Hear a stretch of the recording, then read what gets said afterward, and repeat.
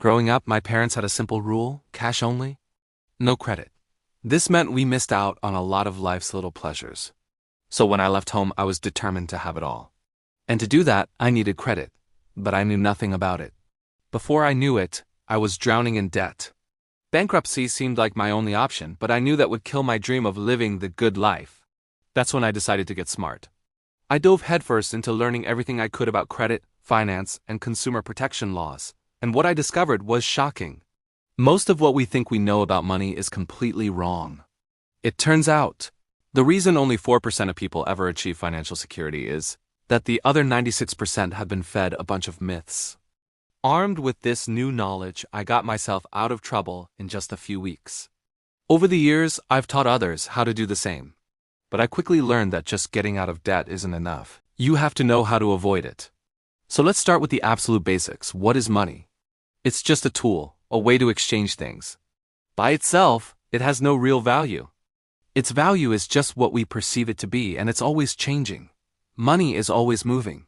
Even when you put it in a bank, it's being loaned out, invested, and circulated. The secret to building wealth isn't about hoarding every dollar you can get. It's about understanding where the money is flowing and positioning yourself so it flows through you. Think of a wealthy person as a channel for money. A lot comes in and a lot goes out. The more money that passes through you, the more you'll have.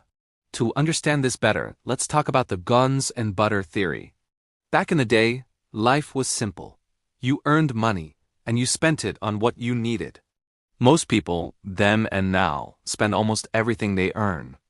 They cover their needs and then use what is left for little luxuries, the butter that makes life more enjoyable. The problem is, butter gets used up. You have to keep buying more, which constantly drains your resources. Eventually, these people get older and have nothing saved. But a small group of people did things differently. They were the 4%. Instead of buying butter, they bought guns. They skipped the small, immediate pleasures and invested in things that provided long-term security and power. A gun could help them hunt for food if things got tough. Now think about it. If you buy butter, can it sustain you for life? No. But if you have enough guns, enough powerful assets, you can get all the butter you could ever want. The only real difference between the haves and the have-nots is how they use their extra cash. The haves invest in their future. Through the power of compounding interest, their investments grow, eventually providing a comfortable income. They can live off their investment returns and stop worrying about money.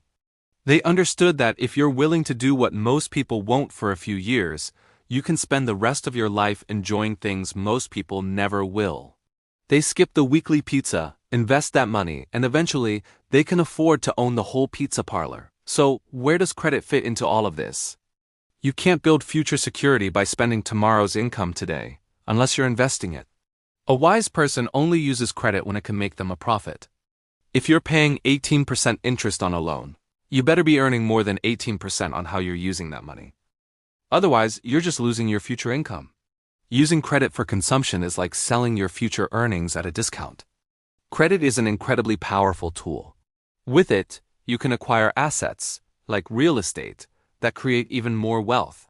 But credit without knowledge is dangerous. Knowledge is what allows you to make the right choices.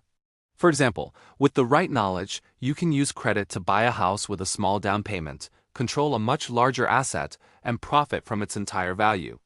Achieving wealth isn't about how much you earn. I know people making six figures who live paycheck to paycheck, and I know people earning very little who are consistently investing and building a secure future. It's all about how you use what you have. Don't use the excuse that you don't make enough money. Great fortunes can be built from very small beginnings. If you truly have the desire to build wealth, you will find a way. Thanks for watching, and don't forget to subscribe for more insights and watch part 3 of this lesson.